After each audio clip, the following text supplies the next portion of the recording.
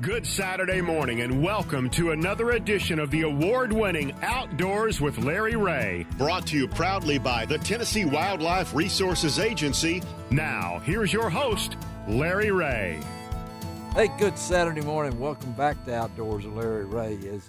Hope everybody had a great Valentine in the middle of the week, and we're still kind of celebrating here a little bit on AM 790 right here in Memphis. Good morning to all you good folks. Listen to us from 9 to 10:30, and you folks in Jackson from 6:30 to 8 on FM 101.5, and, of course, in Brownsville on 95.3 and 1520 AM. And we do have double co-host in the room this morning because we're going to cover a lot of ground. Of course, this is, we've shuffled Ron around. We've brought in Frank. So this is Frank and Ron. We got Ron Wong over there. Good morning, Ron. Hey, good morning, Larry. Good morning, Frank.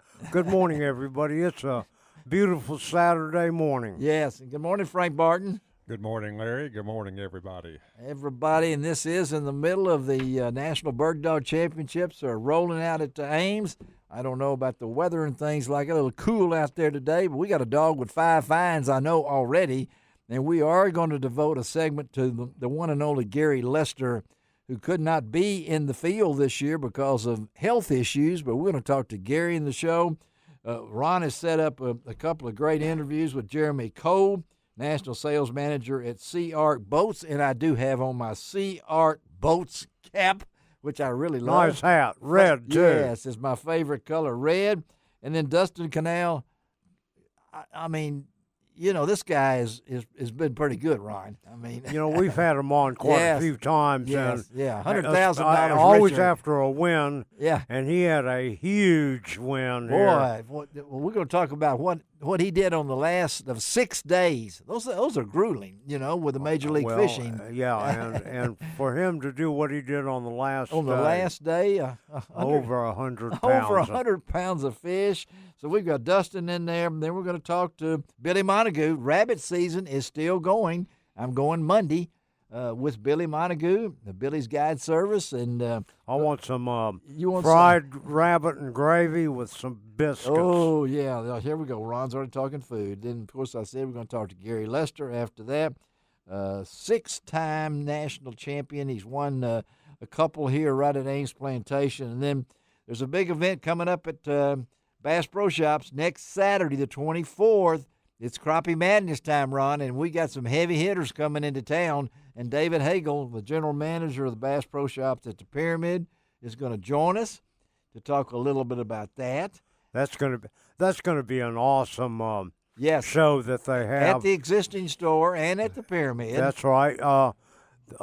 Clay Blair, who we've had on the show, coming in town. He will be at the Macon Road store. Yep. And at the Pyramid, 8-time world champion Ronnie Capps and Steve Coleman. They're going to be there. And just so happens, what? This week coming up, I will be fishing with the Steve Coleman to catch some crappie. All right. Ron Wong will be doing that. And Frank, you doing okay, Frank? Frank's good. Are you in training now? Yeah. We're in training now. Oh, yeah. Okay. I brought, I brought the list of bird dogs because me and Frank, me and John Gordon last week picked our winners. And I know we've already had 1 week of competition, but we're still going to let you guys, even though I'm not going to, I'm not going to tell you who's already had 5 fines, but you guys are going to get a chance just to pick a dog out and circle it, and we'll talk about it next week. You can look at that, and I'm not going to tell you which one because I know one that's already – you've already picked one out? No, I'm going to let Ron have first shot. Oh, you're going to let Ron have – Oh, wait a minute. Now, 2 of them have already been selected, my choice and John Gordon's choice. We got my initials by there, but if everything goes right, they're 1 session behind, 1 brace behind, so it could Who's still in it? Well, there's quite a few still in it. They're running today, 2 braces. They're running 2 braces Monday. We could have the championship on Tuesday. So we'll wait and see. There's only 29 dogs entered, 31 nominated, 29 dogs entered. All of them male. There was no females this year. First time that I can ever remember that. And so, of course, John went with some dog named Texas because that's where John's from. I picked mine out, so you have a chance that this is a big event, folks. I know we're probably the only radio station or any place that even mentions it's going on. 125 years, Frank. That's a long time. And Purina's in it, big time. I know Purina. You're familiar with Purina and stuff Frank, they do. Talk about, Yeah. you know a lot about dogs. You train dogs. But talk about these dogs that are in this competition, the endurance, strength, and what all they got to do. The deal at Grand Junction for the National is, they got to go 3 hours. 3 hours. Yeah. They got to go 3 hours. And when we do a retriever event, Yeah, I'd 1 hour? I mean, no. What? No. I mean, at the most, even in a big field trial, yeah. you'll see dogs performing at a time, and it might be 20 minutes. Oh, 20 minutes. 20 okay. or 25 minutes. All Oh, right. really? That they're out there doing what they do. Now it involves a lot of those longer ones involve. Yeah, it involves a lot of swimming, which the bird dog people don't do. No. But still, 3 hours, and they expect that dog to hunt for 3 hours. Yes, they do. Yeah. And not just lollygag around. Yeah, and a lot of them lollygag around. They do all this preparation to get them out there, and they get picked up. They get picked up if they get lollygag. If they chase a rabbit. No lollygaggers. If you chase a rabbit or whatever it might be, or you get an unproductive, and that's what happens. As far as I know, through Thursday, we've only had like four dogs have done all 3 hours. So you train these dogs for a complete year, and they qualify to get here, and they pay an entry fee, They spend some money, but these are great folks out there. And Gary Lester would be out there competing out of Kentucky, but we're going to talk to Gary about what he's got on. But Ron's been looking through all the dog names. I go by the names. There's 2 defending champions in the field. Who are they? Huh? I don't want them anyway. You don't want them anyway. Let me give you a hint, Ron. What? Okay, what? If you see a dog with the name Lester up front, it's not a bad choice. No. Yeah, there's unfortunately, there Millers. is none. Yeah, there is 2. There's Lester's Shockwave and there's Lester's Storm. Oh, that's Surge. right. And there's Miller's Blindsided. All those Miller's dogs from Farrell Miller.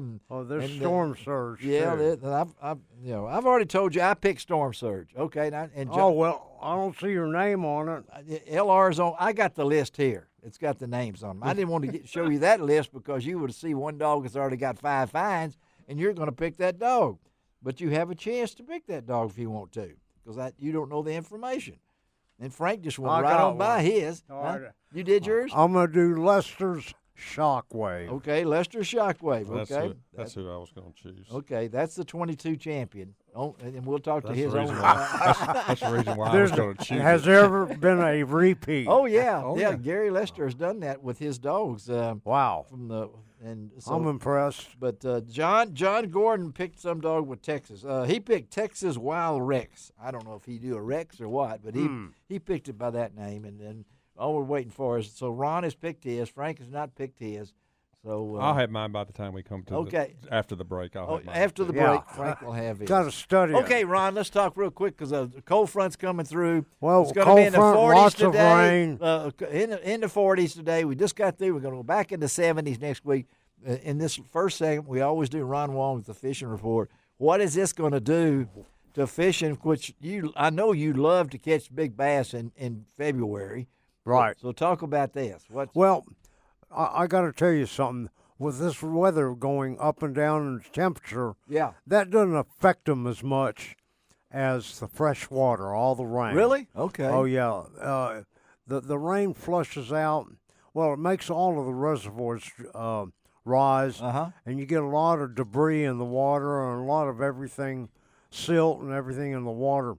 And so that kind of affects the fish. Yeah. However, I like as, that word. As muddy and stained as Sardis, Enid, and Grenada is, they are catching crappie. They are. Now, all of the crappie are transitioning right now. Okay. They're still over deep water. All right. But going towards the mouth of creeks Yeah. and coves and the lakes, and you need to be sitting anywhere from What? 9 to 15 feet Okay. of water. All right. And you're going to fish no deeper than 6 feet. The biting fish are going to be anywhere from 4 to 6 feet. Because of the stain in the water, they can't see well, and so they stay in the upper part of the water column. Okay. And the best thing to use What? is something like some type of a tube jig, like Peanut Craft Lures has a tube jig. Yes. Black and chartreuse, pink and black. Yeah. Makes no difference on a 1/8 ounce jig head, and add a slab bite, something that they can smell. Slab bite. They work very well. There's a scent called from JB's Fish Sauce Company that is waxworm. That works well. You got to have a scent, and you just drop your rod 6 feet down, and you'll be able to catch the crappie. Okay. That's what they're doing now. The bass, what about the bass? they're pretty slow. Yeah, okay. The best bass fishing really is on Pickwick and Kentucky Lake, and they're starting to move up on the shell beds, shallow shell beds and stuff like that. Yes. A red-eye shad and a sexy chartreuse, I like sexy or chartreuse. a crawfish, red crawfish color will work real well. Also a swim bait, a 4-inch swim bait on a 4-inch on a 3/16 or a 1/4 ounce jig head. All right. Fished slowly near the bottom. Okay, you are. Ron rolls when he gets in these things, and he doesn't have any notes over there. Frank, he doesn't have any notes, does he? He didn't bring any notes today, does he?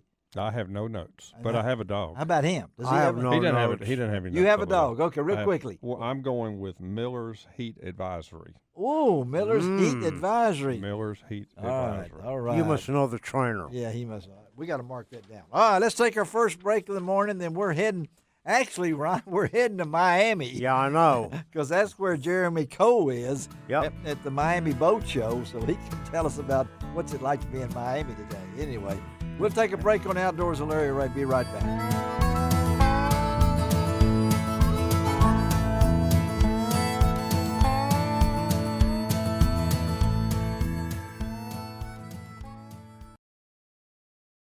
Welcome back to Outdoors with Larry Ray on ESPN 790 AM. Brought to you proudly by the Tennessee Wildlife and Resources Agency.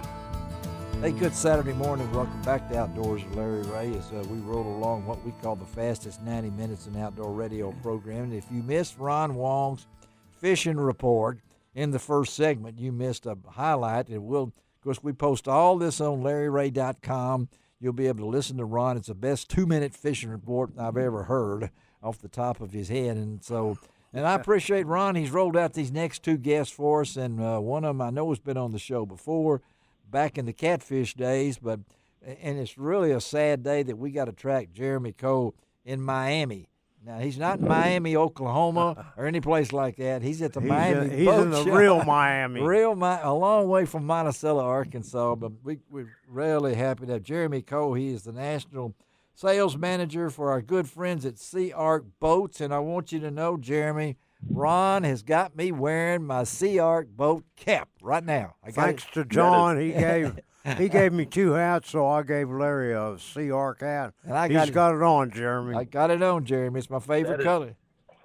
That is awesome. I can always count on Ron to make things happen. Ron can make things happen. So, but the red is my color. So let's talk boating. Ron, throw it to Jeremy here. Yeah, Jeremy, you guys at Sea Arc Boats, first of all, make an excellent boat. And, gosh, since you've taken over in sales there, sales have gone off the roof in the catfish business and the bass business and the crappie business now. And because of all of the people that are getting Sea Arc boats that are crappie fishermen, you guys are putting together the first ever Sea Arc crappie tournament at Truman Lake in May. Yes.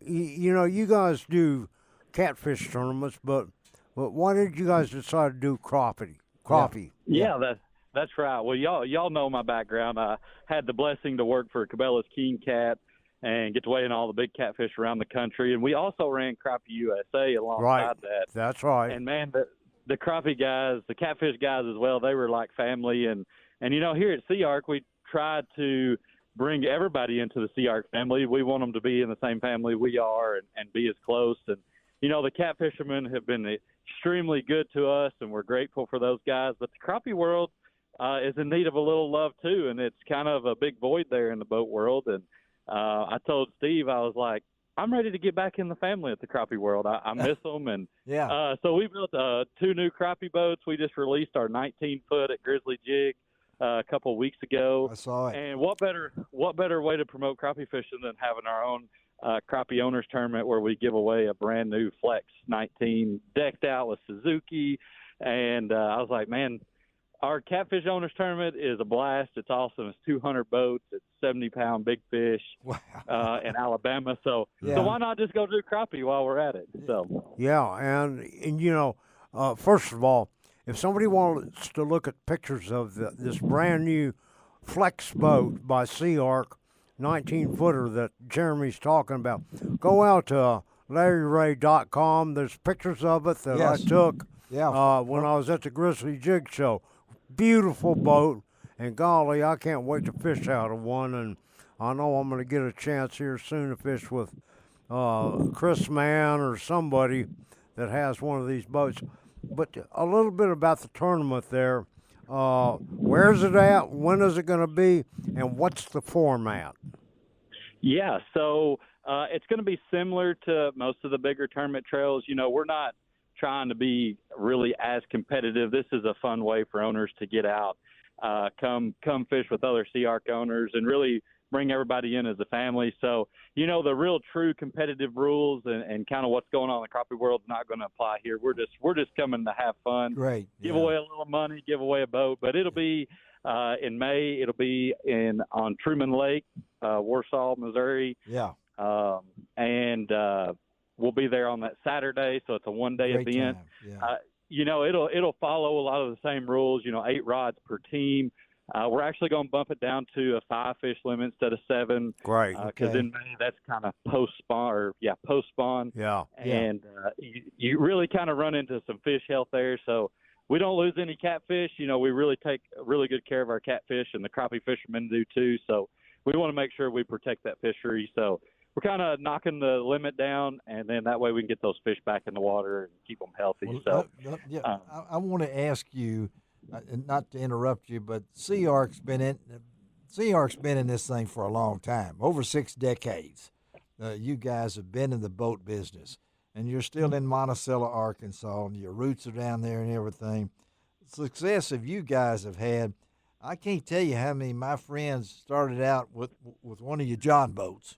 I mean, that's right. I mean, basically, most of us, it's almost like, I don't throw in another thing, but my Zebco Classic was the first one I caught a fish in. But I can't tell you how many times I fished out of your John boats. So you've kind of talk about being part of that family, because Sea Ark is so been around so long. Talk about that. Yeah, that's it's kind of that.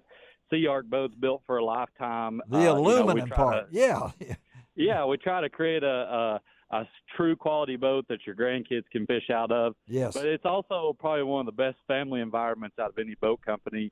From our pro staff guys to our regular staff, our sales staff, our dealers, and even our customers. They've always been a close-knit group. The Catfish Owners Tournament has always been a very close-knit group, and I've seen a little bit of that. I wasn't sponsored by Sea Ark and King Cat, but I was like, man, I tell people I weighed in a blue 1,000,000 pounds of catfish out of Sea Ark. Everybody had Sea Arks. Like, that was the thing to do because everybody was a part of that family and that culture. And Craft prides itself. All of our companies, our sister companies, is very culture orientated. Yes, And so we just kind of pride ourselves on that and want everybody to experience what we get to experience every day and be a part of our group. So, well, haven't you been in Monticello for all those years? They've not moved around. I mean, we haven't. We have not. If you come to the factory, long before my time, Larry. But I've been there. That is the Monarch original. That's Monarch it. The Monarch boats. I had one. I've been there. I have. Of course, I had a Monarch aluminum. You did? Well, I'm from Arkansas, and I made the trip. And of course, I know Frank says he played a football game down there, but I've been down to the factory. And awesome. When you come into Monticello, and a lot of people think, well, that's where George Washington lived. Where is it? Who lived in Monticello?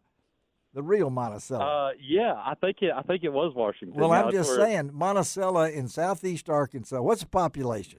I mean, what do you? 10,000 people. 10,000 people. That's the size of Jackson. But if you go to Monticello, and you know the Boll Weevils are playing down there. That's the name of the nickname. I know that. But to talk about the roots that this company has from the old Monarch, but at the same time now with Correct Craft, you guys have kept it there. And kept it here. That's it. To me, that's a tribute to. So what's it like now as the national sales manager? You got a pretty important position there. Talk about your position, Jeremy. I'd really be interested to know what that entails.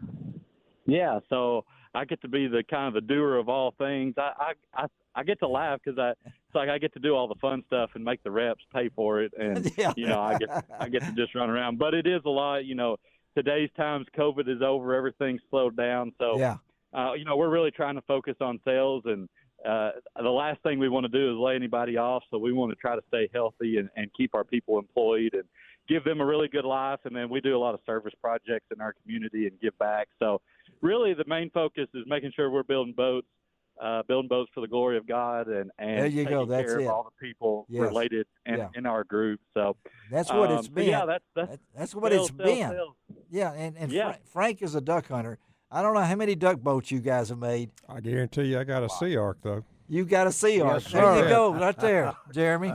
Frank Barton sitting there next awesome. to me and is an avid duck hunter, and I can't tell you how many Sea Arks I've ducked, So Ron can go back. Folks, this is a really, and I was really excited when Ron set up somebody with Sea Ark because I go back to the Monarch days. I'm old, okay? I'm not decrepit, but I am old. Hey, I got to tell listeners out there, for all you Sea Ark boat owners, you ought to mark your calendar for this crappie tournament at Truman Lake because it's going to be the crappie there are really healthy, plentiful, beautiful, and lake. fun to catch. But also, you'll get a chance to see a couple of celebrities. You will. That will be there. I didn't know you were going. You going? Well, no, I'm not going. Okay. But John Goodwin. Oh, our friend John. Godwin of the Duck Dynasty fame will be there. And, of course, Jeremy Cole will also be there. I was about to say I'm a little offended. I feel like I rank higher than Godwin. But. Oh, my goodness. Listen to this. We got a 10-second rule on this show, so we'll have to cut that out. But now, Jeremy, you have to be a Sea Ark boat owner to qualify for this tournament, right? Correct. The owner of the Sea Ark has to be the captain of the boat. Okay. So you can't use somebody else's boat. You can't hire a guy that has a Sea Ark. Yeah. So it's Sea Ark owners. Like I said, you're part of the family. We want to give back to you all. Right. It's like I said, we're giving away a $50,000 boat. It's getting sea deck. I saw the picture of that boat. All right, that means I got to try to find a partner that has a Sea Ark boat so I can just go in for the drawing. Yeah. Well, That's right. I never thought. Y'all folks. So media people don't count for a drawing. We don't count for nothing. But it blows my mind that we're talking about a $50,000 boat. That's awesome. That's awesome, Jeremy. Yeah. So we appreciate it, and we'll get and all. Once again, what's the date on that? Sometime in May. He said he's in. That's May 18th. May the 18th. And then we'll have a captain's meeting. We'll have a big dinner. Everybody gets. When they register or come sign up, they get hats, T-shirts, hoodies on Sea Ark. We pay everything back at the end of the day, and then, like I said, that boat drawing's in there. And one thing that's unique, LiveScope has changed the world of crappie fishing since I've been in it. And And we've got guys that, like you said, they fish out a 1648 John boat all the way up to 26-foot easy catch. Yeah. So not everybody's got on the live scope craze. So we're doing a live scope division and a non-live scope. Good for you. Great. Good for you. Yeah. That's good to hear. It doesn't matter who you are. Like I said, this is not a tournament trail serious competition. It's a fun event. Want you. Yeah. Jeremy, we got about 15 seconds left. If somebody wants more information about Sea Arc boats, where do they go? SeaArcBoats.com, or they can give us a call at the office. Our number is on the website, and they can give us a call, talk to our marketing guy, get signed up, or we'll point them in the direction. So if they follow us on Facebook at Sea Arc Boats on Facebook, we're doing a live this week, and then registration will open this week. So they can follow us and get all the information on our live when we cover all the ins and outs of what's going on. All right, buddy. Thank you, Jeremy. Jeremy Cole, we appreciate it, and we'll stay in touch, buddy, down the road. Take it easy in Miami, okay? All right. I sure will. I'll go to the beach for you guys. All right, thank you, man. All right, let's take a break on Outdoors with Larry Ray. Be right back.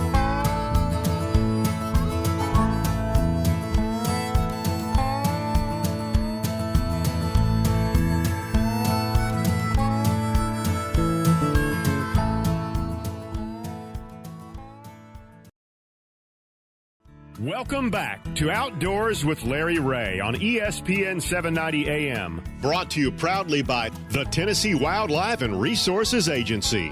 Hey, good Saturday morning. Welcome back to Outdoors with Larry Ray on this February the 17th. Co-host Ron Wong and Frank Barton are in the studio. Shelby McCall is our show producer. And again, good morning to all you folks in Brownsville, Tennessee on 1520 AM and 95.3 FM. Jackson, Tennessee, News Talk 101.5, and, of course, right here in Memphis every Saturday morning for over 23 years on the air. We're on right now from 9 to 10:30, and we got a special guest that Ron has hooked up, and when I saw Ron send me a text saying we got this guy on the line, it said it made my day. I got to tell you, always fun to talk to champions. Well, we got a champion right now, Dustin Connell. Dustin, I just got to say congratulations on what happened in this last tournament. And thank y'all. And I know you've done this before, and you've been very successful. This one was kind of unique, and that was a word I don't use very often, but it was that last 6 days, folks, this tournament. And, Ron, you saw it. You were watching it online. Well, and, they had to put up with some very adverse conditions. Give me a water break. rising 5 feet a day and everything else. But on the last day, what happened on that last day, buddy? Yeah, you guys, I appreciate you having me. And, so that week at Toledo Bend was full of changes. The water was rising, the water was muddy, the water was clearing. Warming, and it just moved around all week. And that's what I had to do. I had to move around with the fish. And, I would run in an area that I caught fish 2 days ago, and there wouldn't be none in there. I'm like, golly. So that final day, the final period, I had to make a really big decision whether I wanted to run down the lake or up. Yes. Well, it's like the good Lord was like, hey, I'm going to make it really windy so you can't run down. so now you got to run back up. So I ran up. Yeah. And I ran into an area, and when I tell you I had a collision with them, my goodness, every bass in the lake swam in that pocket. Well, let me just tell you, folks, if you're wondering what he means by this, all right, listen to this. He weighed in 36 scoreable bass, totaling 112 pounds, 4 ounces. That's in one day. That's in one day to win your 5th Bass Pro Tour win and $100,000. Yes, sir. I mean, when you go to the scale, when you get through with something like that, are you wiped out? Are you on high for 3 days? I mean, tell us, how do you come down to earth after that? You're honestly pretty tired.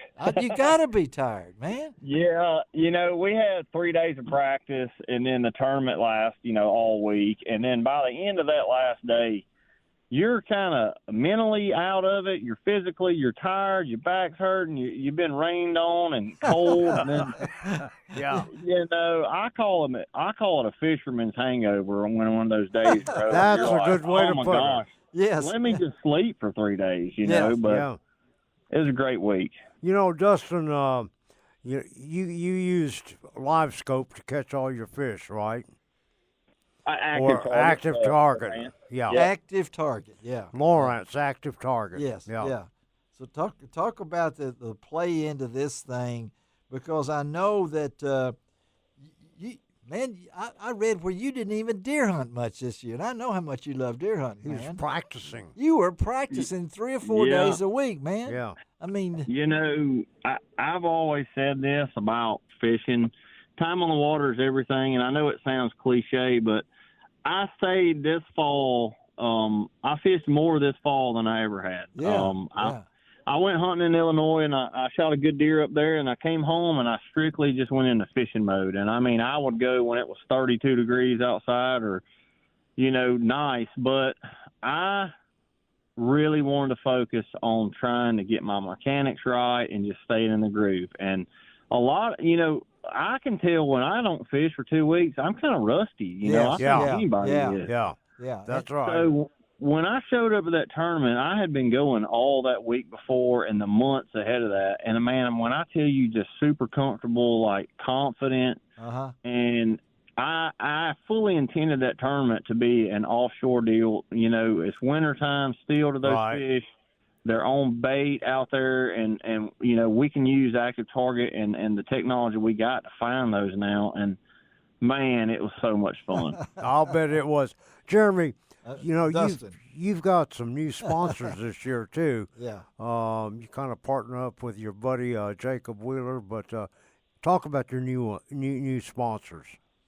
You know, Rapala, I got on board with them guys this year, and I can't say enough about them. They're just super cool to work with, and they're just an iconic brand in the industry. They've been around forever, and, man, I was super blessed to be partnered with them. And Crush City is a new lineup of soft plastics that Jacob had actually a big part in designing, and Jacob is one of my best friends. And you guys room together on the road too, don't you? Yeah, it just kind of fit the shoe there, and you know, I feel blessed to be, you know, have a little say-so and kind of put my mind to it also in designing baits. And that's what it's all about, you know, coming out with new things that people can catch fish with, and that's super cool. And, you know, they came out with some great stuff, and, man, I was fortunate to be using it and won that tournament doing it. Yeah.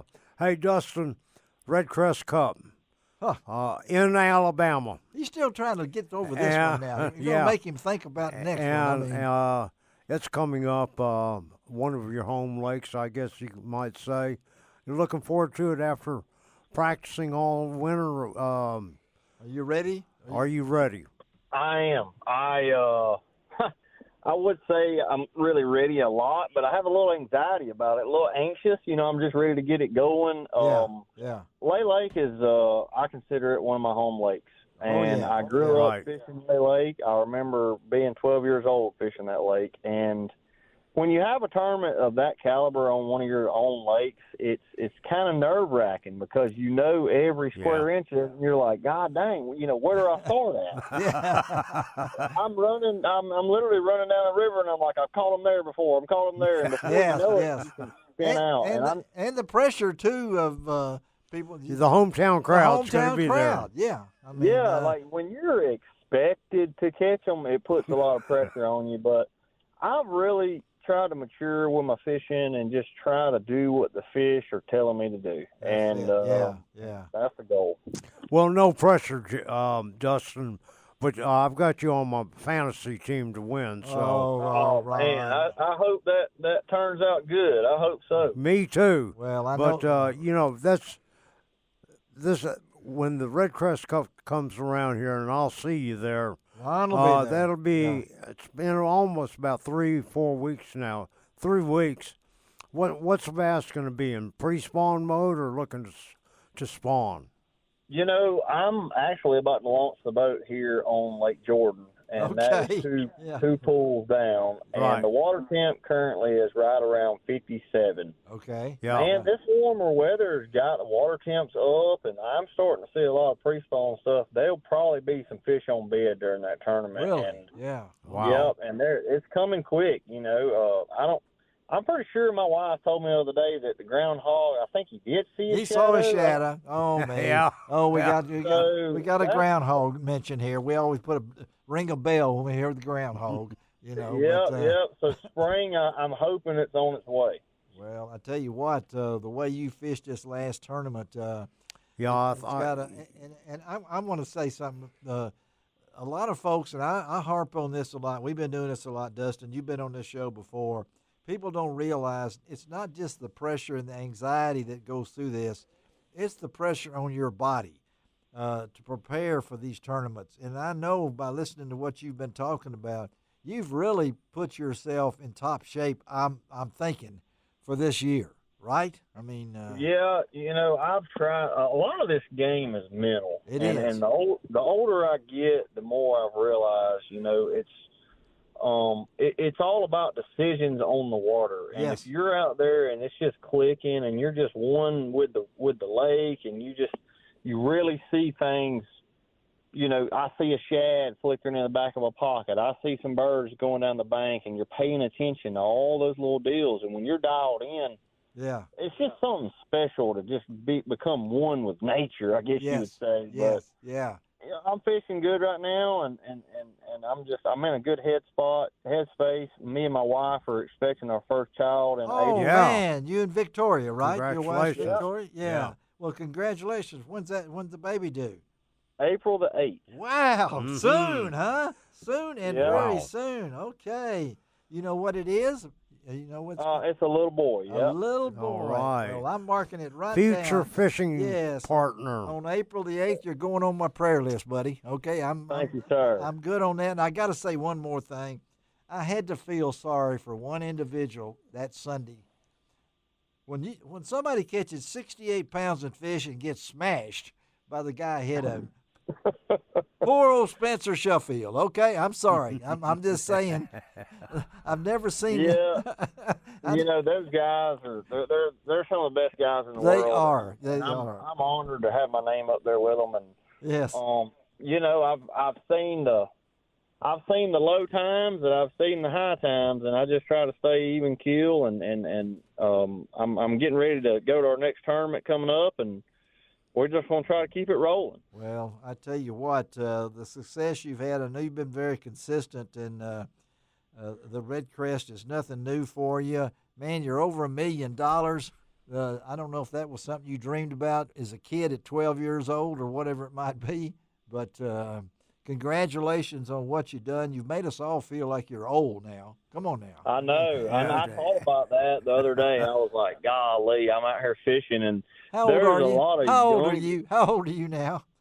I'm 33. Oh, bless his heart. He's an ancient 33, So, But I will tell you, Dustin's absolutely right. Yeah. Fishing will take a toll. Yes. On your body, mentally and physically. It's and long hours. I mean, it's like working a job 16 hours a day. That's right. Practice is it. nothing. Well, buddy, we appreciate you being on Outdoors with Larry Ray, and wish you all the best. Yeah, congratulations on that little boy when he shows up April the 8th, and we'll like I said, buddy, that's the most important part right there is your family. So and I'll see you at Lake and Birmingham, my friend. And Ron will be there, buddy. And we at Outdoors with Larry Ray wish you tight lines. There you go. All right. Thanks, guys. I appreciate you having me. Have a great one, buddy. All right. Yes, sir. All right, let's take a break. We'll be right back on Outdoors with Larry Ray.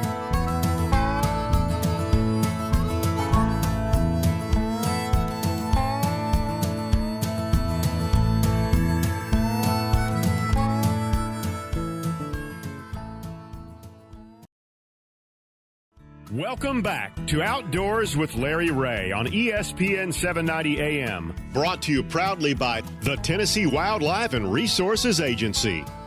Good Saturday morning. Welcome back to Outdoors with Larry Ray. And I think that you are going to do the next segment, Frank Martin. Okay? I'll do it. With Gary Lester coming up. But I've got one of my all-time favorite friends on right now. I love to be around Billy Montague. I love his family. I love what he does for his farming industry. But most of all, I love because he carries a big stick like Teddy Roosevelt. You know, I mean, you don't see Billy when he's out rabbit hunting without his stick.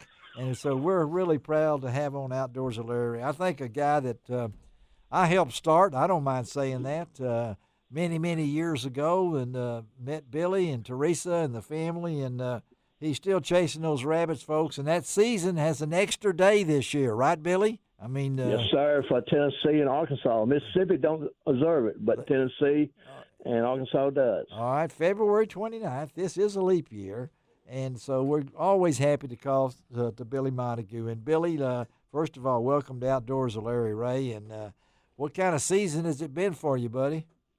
First thing is, thank you for having me on the show. Yes, sir. You the one got me started doing this 25 years ago. Wow. And it has been awesome. And it has been really a great season. We have found several rabbits, taken a lot of people hunting. Yes. We got 3 new puppies that I got started this year that's got great potential. And no dogs got shot and nobody got hurt. So that's good. A good time. Yeah, that's the Billy always said. Well, number one, you don't shoot your let's see, your guy with you. You don't shoot Billy, and most of all, you don't shoot the dog. I mean, right. He's got kind of an entrance in there and everything else. But you mentioned about 3 puppies, and Frank's kind of listening on this as we all, Billy. And I've probably asked you this before. Can you tell when a dog is going to be good? I mean, what do you look for in a dog, in a rabbit hunting dog? You're looking for we got these puppies started younger this year we ever have. Really? We got them started about 5.5 months old. Huh. And they got the heart. They want to hunt. They want to hunt. They want to stay busy all the time. And that's what they go every day. They really do a good job. Their mom is very good. Their dad's very good. And you're looking for something that wants to hunt. Not that you got to make them hunt. They want to hunt. Yeah. So do they hunt at that young age? I had never started none of that young before, and it was by accident. I had 2 other dogs I was taking to a guy's in Missouri that starts puppies, and he said, bring these 3 others with you. I did, and he put them out. He had big pens, little pens, get them started in. And he said these young puppies got started quicker, and I'm not bragging. I believe these are some of the best I ever had at this early age. You'll see them when we go Monday. All right, I am going Monday with Billy at McCrory Farm. Look forward to it every year because I know that Billy's dogs. I don't know how many you'll bring Monday. What's a normal? It'll be 12. Be It'll be 12. a dozen. Maybe a dozen dogs. Now, Frank, you're doing it into training a lot with your retrievers. Now, Billy's got beagles. The difference in training beagles and training retrievers. Well, I don't know a whole lot about training beagles. You don't, do you? But you know Billy. The basics of dog training is still the same. You got to get, you got when that puppy is born. Billy knows exactly what I'm talking about. You're responsible for everything that dog knows. Yeah. And is going to learn because he doesn't know anything. That's right. Yeah. And if the dog can't do it, it's generally because you didn't do it. Yeah. That's right. That's exactly right. And I can hear dogs in the background with Billy. Oh yeah. Boys and girls. Boys and girls, as he calls them and everything. So you got the dogs. We're going to be there Monday, and we're going to be hunting with 12 dogs. And you're a perfect day is what kind of day? What weather-wise? I really like 45, 55 degrees temperature. It rained three days before. We have plenty of moisture and very little wind. Sun shining, more rabbits out on sunshiny days than are on cloudy days. It looks pretty good for Monday, Billy. It does. It does. I mean, sounds like duck hunting to me. It sounds like duck hunting to you, like Frank. We kill more ducks on clear days than we do on cloudy days. On cloudy days. Yes, sir. Yes, sir. I mean, cloudy days, the rabbits are still in the hole and all that stuff, and they are out. And this time of year is mating season. So when you find one rabbit, you're going to find another rabbit pretty close by. And mostly, and you can tell when a dog is running a male rabbit from a female rabbit. I really come can. on now. Now we got to hear more about that one. Yeah, Billy. We went. Okay. Really, true story is when Mr. Larry killed one on Monday, I'll tell him. I said this. He will ask me, "Is that a male or female?" I can tell him pretty much, and I'm really not guessing. This time of year, February, is mating season for rabbits. Okay. God made it where the male rabbit, the dogs runs it like they're looking at it. Okay. The female rabbit, when she's bred, the dogs run them a little piece, lose them. Run a little piece, lose them. Run a little piece, lose them. That is the way they're able to survive through God's works. And the male rabbit will run just like a deer. A lot of times they run way over yonder, maybe a mile or 2 miles, and never come back because they're over here visiting their girlfriend. Oh, there you But when you shoot one, the best races this time of year are male rabbits. If a race is not very good and somebody shoot it, it's more likely it's a female rabbit. When you shoot a female rabbit, the fur will explode and go everywhere like the wind blows it. That's because when a rabbit has babies, they're going to pull their fur out so they give milk and make a little nest.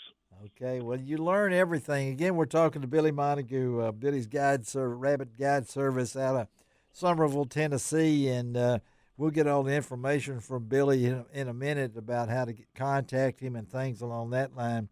But I know, Billy, you've been doing this a long time, and the dogs are so special to you, become part of the family. But at the same time, you got you're pretty well set up on what you do. So what are you looking for when you let those dogs loose? What are we looking for? In a dog or terrain? Or the terrain. The terrain. Terrain. We are looking for briars, honeysuckle, ground cover. Yes. You don't go out in the woods and just have all trees standing up and see leaves all over the ground. No. They need to have briars, trees that's falling over to some kind of cover. Hedgerows grass, and things. Yes. Hedgerows, yes. briars, grass and stuff. A place can be too thick, and it's a great place to run your dogs, cut over timber and stuff like that. Yeah. But a lot of times you never see a rabbit, and they got to have a place to survive from all the predators. Well, I know the rabbit is in one of my all-time favorite rock and roll songs. You ever seen a rabbit? He ain't no friend of mine. I don't know if that's going to be your theme song sometime or not, Billy. But the object of the game is this is a tradition that's been going. You know, we talk about squirrel hunting, we talk about rabbit huntings. Maybe the big game get a lot of the attention, but this is the fun of it, aren't you? I mean, I can hear you saying, "Ain't we having fun?" or something like that. Man, this is fun. Yes. Let me tell you, one experience happened this year is awesome. What? Had the privilege to go on the other side of Tennessee River, hunting up there on Linden and Lovell, Tennessee. The group of guys up there, they own quite a bit of land, and they want to bring their family. They got 10 kids, and they got up there, and they have hunted deer and ducks and turkeys and all things, but they never some of the younger kids, 12 years old, 13, 14, had never shot a rabbit or been rabbit hunting. Yes. And they got out there, and a little girl, 12 years old, her name was Mary, she killed her first rabbit, and another boy killed it, and on that day we had a big hunt. They killed 22 rabbits. Oh, wow. Okay. Yeah, that's a memory. Yes, sir. They invited me 4 more times after that. Really? Okay. Because you're in the memory-making business here, Billy, and you do get some folks that maybe have never done this, or maybe somebody wants to teach your grandkid or something like this. You make it a family experience, and I know there's still lunch on the back of your truck, right, Billy? I don't know. Yes, sir. Yes, sir. Tell them what you serve for lunch, Ryan. See, Larry's got to know about food. Well, tell them what we have for lunch when you hunt with Billy. Well, people get tired of saying what I have a lot of no, times. No, they don't. I have the same old. No. We do have the Coca-Colas and the Diet Cokes and the water, but we do have good old bologna and ham and yes, the bread and chips and cookies and all that stuff. You got bologna. You go through how much bologna in a year? A bunch. I'm serious. I do not know. I do not know. You probably don't want to know. I mean, the store loves for me to come in. They know I can get some more bologna. Thick bologna, and yes. I really, it's been a lot of fun. Well, my wife is a big help in this business. Teresa's she prints out all the pictures and everything, and send pictures to people, and it's been great to us. Everybody gets a picture after the hunt. You'll get that from Billy. Well, tell them, Billy, you got any openings left now between the end of the year? I don't. Every day has been Listen booked. to that. Yeah. Wow. And, well, they can book for next year, can't they, Billy? Can't they go ahead? We really have got several people that has been hunting with me this year and several years down the road. The books every year about the same time. And this year we got a lot of new people that already have booked for next year, and we took some doctors hunting yesterday, and they go to Kansas and tell them how they get in touch with. We got to cut it off here. 901-626-5822. 901-626-5822. Billy Montague. And you go to my website, LarryRay.com, and you'll see a picture of a beagle right there. You just click on that thing. It takes you right to Billy's information and everything. Billy, love you, brother, and I look forward to seeing y'all. Y'all have been awesome to me. Thank y'all very much for my family. See you Monday, Billy. All right? Tally-ho, tally-ho. Tally-ho, tally-ho. All right. All right, buddy. Let's take a break. We'll be right back on Outdoors with Larry Ray.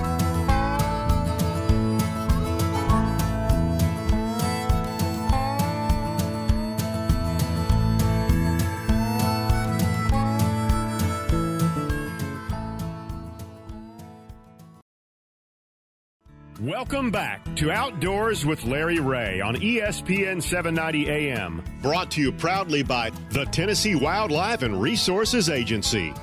Hey, good Saturday morning. Welcome back to Outdoors with Larry Ray. And I was going to let Frank do this. Do it, Frank. Do it, Frank. Good Saturday morning, everyone. Go, once again, it is Outdoors with Larry Ray, the fastest 90 minutes in outdoor broadcasting. All things that you'd want to know about the outdoors, you'll find it on here with Outdoors with Larry Ray.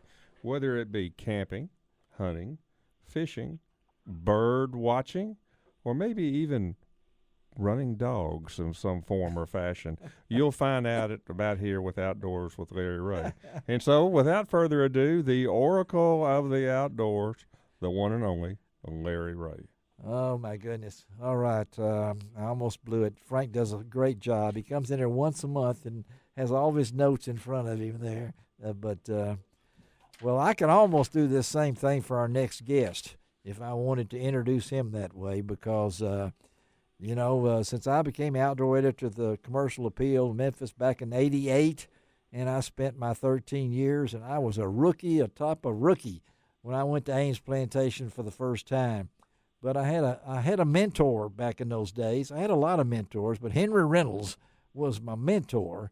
And a gentleman by the name of Farrell Miller said, that kid needs some help there, too.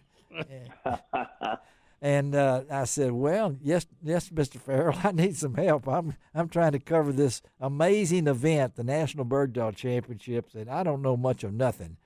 And Hoyt Eaton, Farrell Miller, all those great guys from back then helped me out. And then this guy that we got on right now, I don't know if anybody loves this sport or puts more into it and is such a man of God than our good friend Gary Lester, and we got him on the show this morning. Good morning, Gary. Good morning, Larry. How are you doing today? I'm doing great, Gary, and a lot of folks have asked about you. Can you give us an update, Gary? Of course, would normally be in that thing out there handling those dogs like he always has out of Kentucky, and some things have happened, just like my cancer last year. Tell our listeners how we're doing here, Gary Lester. Well, I'm a lot better. I spent 61 days and nights in the hospital and rehab back in May and June, and then I got a little better, and I had to have another surgery first week of January, and so they told me not to get on a horse again until April. So I'm just riding in a Chevrolet truck instead of my trusty horse that day. Yeah. Well, I mean, you never know till you do things like this, Gary, how many friends you got. I know. Oh, that's right. I know that through your white company. I mean, you know, your kennels and Mr. Farrell and all the rest of them like that. Been a lot of prayers for you, buddy. And I know you. Well, if it hadn't been for all the prayers, Larry, I'd be laying up here in the cemetery. I tell you, you would lots be. of good folks prayed for me, and I certainly appreciate. I always appreciate, people supporting you. Well, and this event to you, what does it mean to you? What does the national championship mean to Gary Lester? Well, I've enjoyed the dogs and horses immensely over the years, and the national championship is our Super Bowl. Yes. Yeah. I don't know, what is it now? 125. 125 years. Older than me and you. Older than me and you, Gary. Oh, it is. But it's a old gentleman's sport. Yes. And it's been good to me. I've met lots of wonderful people and been lots of places, and we've certainly enjoyed it. Well, those national championships, and I don't just talking about the ones at Ames. I think you've got like 6 national championships and 5 different dogs over 13 years or something along that line that I read, and that doesn't even include Shell Creek Coin or Touches Without and some of those other dogs. But a lot of folks will say, well, and when you were in that hospital 61 days, a lot of things go through your mind, and a lot of people have touched you. But I guess Mr. Miller, we have to mention him, right, Gary? Oh, yes, sir. Yes, sir. Of course, Mr. Farrell, he's my mentor. He taught me an awful lot about bird dogs and horses and field trials, and Mr. Miller, he's 91 years old. He's still working bird dogs on horseback. Amazing. The weather's decent. It doesn't have to be good, but if it's just decent, he'll work dogs about 3 mornings a week. That's amazing. And he still enjoys it. An inspiration, and we'll talk about the evolution of this event that's been going on for so long. What makes it click? What draws this attention to it? Well, it's not as popular as it once was, but I guess back when it started, some folks, was down at the country store, and I got a good bird dog. Somebody else said, Yes. I got one better. Yes, We'll go run them and see which one's best. But dogs this year, they have come from from the West Coast, down Florida and Georgia, and on up east and out in the Midwest, a lot of dogs from Missouri. It's just Oklahoma, Texas, it's a mecca. Nationwide sport. It's a mecca, and you have some connections here with this year's event. Tell our listeners what dogs that you have associated. Well, I've got 2 dogs, and I'm not actually able to campaign them because I can't ride a horse. No, we know that, but you have close connections. A friend of mine, yes, the Corey Reinhardt. Yes, Corey scouted for me a lot. And so Monday morning. Yeah. Well, we were supposed to run Monday afternoon and Tuesday morning. We got rained out. You got rained out. Afternoon, so we ran. Corey run my 2 dogs. Lester Storm Surge. Okay. Yeah, Lester Storm Surge, and then he ran it. Shockwave. Tuesday morning, and then Tuesday afternoon he ran Lester Shockwave, who was a 22 national. That's right. Yeah. So the connection is there, and And Corey, as I remember, he was one of your scouts or something? Yeah. Corey scouted for me for several years. And then as we talk about this event, this being Saturday morning, we'll crown the champion. I think Tuesday or something like that. Yeah. On the steps of Ames Manor. What's it like to be on those steps of Ames Manor, Gary, and win the national championship for you? Well, I tell you what, those steps there, that Manor House, that's one of my favorite places to be along the middle of the middle of February.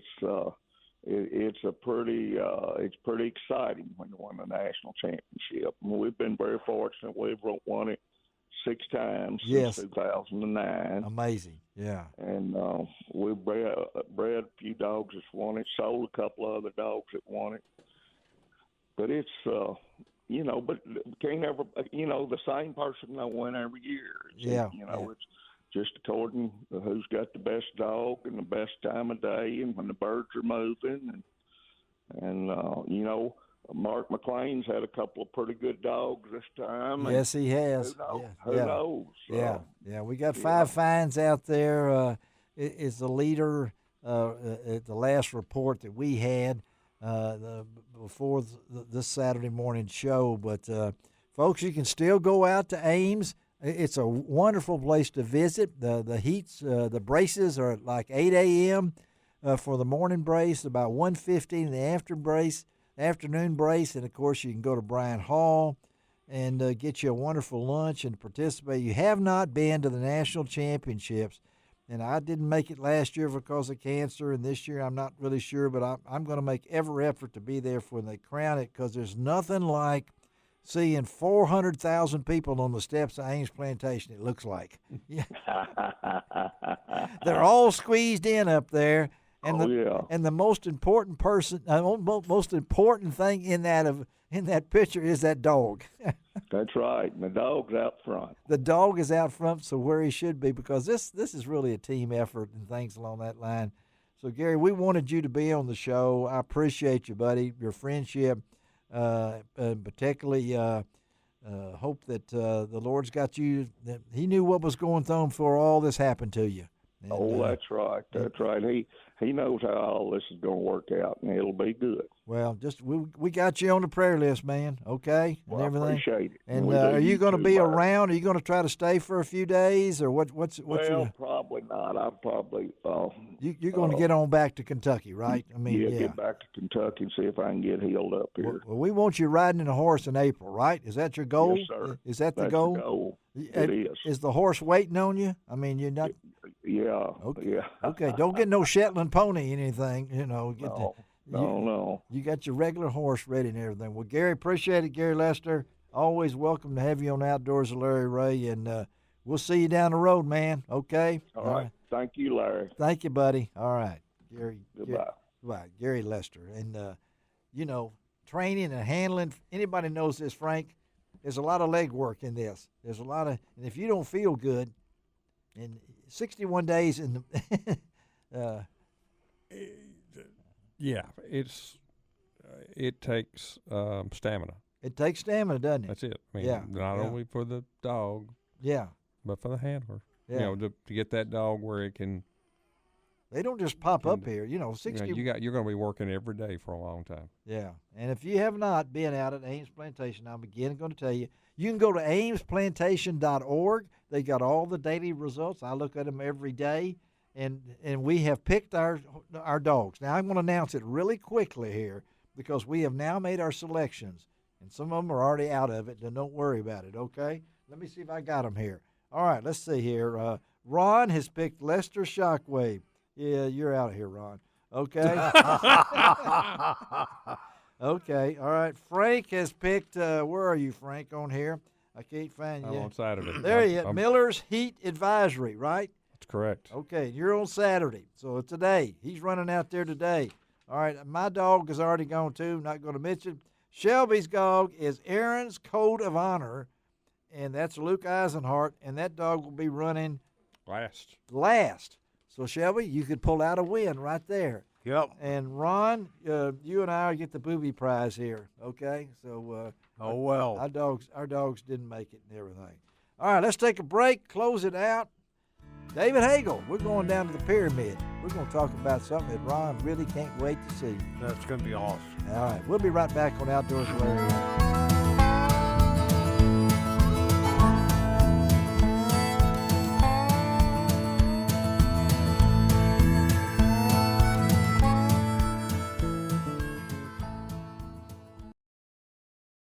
Welcome back to Outdoors with Larry Ray on ESPN 790 AM. Brought to you proudly by the Tennessee Wildlife and Resources Agency. Hey, welcome back to Outdoors with Larry Ray and what we call the fastest 90 minutes in outdoor radio programming. And it is to me. I don't know if it is to Frank and Ron over there, but it moves along real fast. And Frank, we appreciate you slipping in from East Arkansas. Always good. It's always good to see you, Frank. And Ron is my fishing man over there. This next guest, we all know him, and there's a big event coming up next Saturday, the 24th. And he is also a fisherman and a hunter. Well, I understand. I was supposed to go duck hunting with him at least once this year, but they kept killing the one duck I was going to kill. You know, that's what Peanut Quan tells me, okay? We got David Hagel on with us. He's the general manager at the Bass Pro Shops at the Pyramid. First of all, good Saturday morning, David, and welcome to Outdoors with Larry Ray. Happy Saturday, guys. Thank you for letting me join you guys. All right, we're off.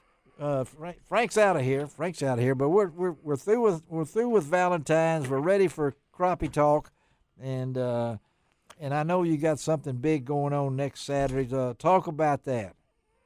Well, I can't believe it's here already. It seems like we were just killing some ducks here recently. But yes, a few. Our Crappie Madness event starts next Saturday, and February 22nd through March 6th, which is kind of a preamble to our fishing classic that'll start right after that on the 7th. So okay, all right.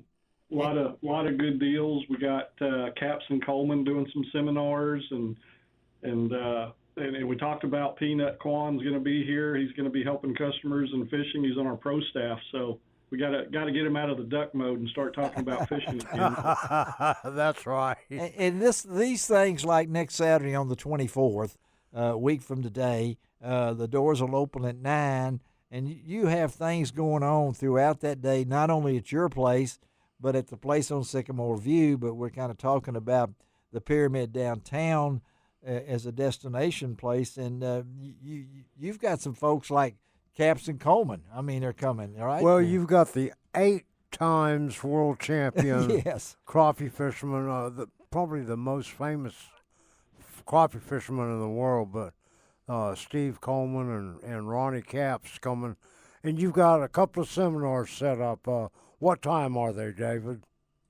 The seminars are 11 and 2 o'clock by Steve and Ronnie. Man, they are awesome, and a lot of folks come out for those seminars. Yeah, they know their business, and they're just, after the seminars, they love sitting and talking and represent B&M really well, but have been good friends of ours for a long time. And they'll be glad to help you out with picking out a B&M rod, and they're going to be on special too. They got a sale on them there at Bass Pro Shop. Oh, only Ron would know the sales. Okay, yeah. But all of this is just the kickoff for your Crappie Madness stuff that you got going in the store. But you guys got a lot of different kind of specials on the store too. Give our listeners a taste of what they can what's going to save on. Yeah. The B&Ms are on there, those Diamond series that those guys use. The R-Rods, the Crappie Maxes, the Live Scope. Yeah. Oh, wow. Okay. A lot of on sales. And then, one of our other good friends, Mr. William, that owns Millennium, we're going to have some of those seats on sale too. So. You're gonna have the Millennium Man himself there? I mean, no, William's not going to be here, but we're going to have plenty of his product. You get the best seat in the house. I will tell you, the absolute best seat in the house. Best seat in the house. And, I know I've got them. Yeah, and these things are all you're not charging for these folks. These are just seminars are free. Right, David? I mean, absolutely. There's always something going on at both of our stores, but if there's not enough already to do at the Pyramid, we've got these going on. So we're looking forward to it. And again, like I say, right after that, we step right into one of our biggest events of the year. That is a big event. The Fishing Classic thing is Spring Fishing Classic's just around the corner. Well, we're very excited. On March the 7th, we'll talk about that. And I know a lot of us are getting our thing in the mails telling us what we need to buy. I can't. I'm circling all these things. I start highlighting stuff. Oh, you've already highlighted. Yeah, you've already bent your down with all them covers and everything like that. But again, we're talking to David Hagel, general manager at Bass Pro Shops at the Pyramid. So was Valentine's good for you guys? I made it through another one. We'll say that. Yeah, I'm sure the hotel probably got some folks come for Valentine's. I know that for a fact. Oh my goodness, it was packed. The restaurants upstairs were packed. It was always good. But yeah, my wife asked what I'd like for certain holidays like that, and it's kind of hard to buy stuff for me when I work at the Pyramid. So that's right. And tell our listeners. In the Pyramid, you've got a couple of places to eat, which I think both of them are fabulous. Yes. Talk about the restaurants you have there, and a little bit about what's available in the lodging part. Yeah, we've got a company, Captive Eats, that owns Wahlburgers, and they run both the Wahlburgers restaurant, which was our Uncle Buck, still has bowling alley in it, and then upstairs. I go up there. I claim that the ribs up there are some of the best in Memphis. They are. And beautiful view of Memphis. So how many years now? What do we, 20? We're working on, in May, it'll be our 10th year here at the Wow. Are you serious? I can't believe it's been that. It seems like yesterday. I can still remember me and Ron with our yellow helmets on going down there, and yeah, with all the other stuff. The dirt floors. Yes, sir. So what does 2024 look like for you, David? I know you've been there and you've seen it. A lot of folks said, I don't know if that thing's going to last. It has really become a destination, isn't it? Yeah.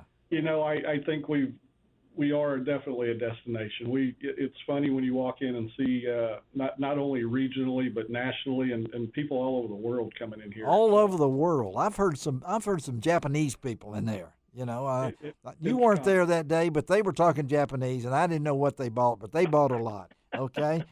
It's all over. And that's the important part of it and everything. Well, but that's next weekend, so tell them again, give them the times and everything. It's February 22nd. It actually gets rolling, but next Saturday the 24th is the seminars, and our good friend Clay Blair will be at the existing store. I think that's what I'm supposed to call it. I can't remember what I'm supposed to call the store. The store on Macon Road. The store on Macon Road. We call it the Little Memphis. The Little Memphis on Macon Road. Clay Blair will be out there with some other things. And what's the general manager out there now? What's her name? Melissa.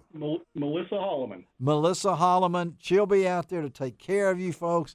And look for David Hagel. He'll be up on the rooftops throwing things off the top from up there, looking at all you guys. David, thank you, buddy. Appreciate you.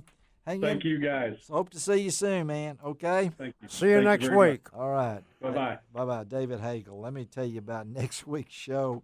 If I can get my glasses on. We have so much fun here. I forget. And Shelby Rolls. Don King will be in studio next week. Not the boxing promoter, but the singer who does Outdoors with Larry Ray, bringing his guitar. He'll be in studio next week, and I think he's got a plaque he's going to give me that I was supposed to have gotten a long time ago, but I hadn't. He's the TWRA Chief of Multimedia Development. We're also going to talk to Johnny McFarland, the Mid-South Quail Forever. Jason Lupardis, he is the Director of Business Operations and Partnerships with Turkeys for Tomorrow. And our good friend, Ron, Mark Rose, will be on the show because he's going to be the speaker at Trinity Baptist Church Wild Game Dinner on March the 7th. And he'll be going to the Red Crest Cup as a participant. And then don't forget on March the 2nd, I'll be out at Piperton Baptist Church speaking to their Wild Game Dinner. Shelby, is it ready to call it a day? We got 3 minutes more to go. All right. I was ready to go, but anyway, go to LarryRay.com. That is where you can find out all the information about what's going on. All of Ron Wong's wonderful photographs and things like that are on that page. Guy Trebo does a great job on that. If you would like to be a part of LarryRay.com, it's very simple. Just get on there and email lroutdoors@att.net, and we'll make you part of the LarryRay.com family. And I know, Ron, you got a lot of things going on coming up for you. There's a lot of things going on, yeah. I'm going to be going to Middle Tennessee to the Spring Brush Pile Fishing Academy. Oh, yeah, That's a great thing about learning how to catch those crappie with people like Corey Thomas that you know. And all of them, and Russ Bailey. And then, of course, the Red Crest Cup is coming up. You'll be there, right? And I'll be there. It's the middle of second week in March. Yeah. Birmingham is where the expo will be. The tournament is on Lay Lake. And, of course, I'm going to be seeing our buddy that we talked to earlier, Dustin Connell. But we're going to have a whole Red Crest show coming up, yeah, folks, we are. We're going to do a Red Crest Cup at the end of the preview. month. We're going to have a Red Crest preview, and Ron's going to set up all the guests for that, your favorites. And then we end up at the end of March in the Classic, at the Bassmaster Classic. I'm going to be wore out. You'll be wore out, but you love it. What a way to go. Yeah, I do. What a way to go. Yeah, we'll get some new shoes. And he's got my CR cap. He brought me a Grizzly Jig shirt. Isn't that a beautiful shirt? That's a beautiful red shirt. Thank you, Wade Mansfield. Yeah, thank you for doing that. All right, we got to get out of here now. Shelby, we've done enough. And as we always do, it doesn't cost an extra cent to be a good sport. What else, Ron? God bless the USA.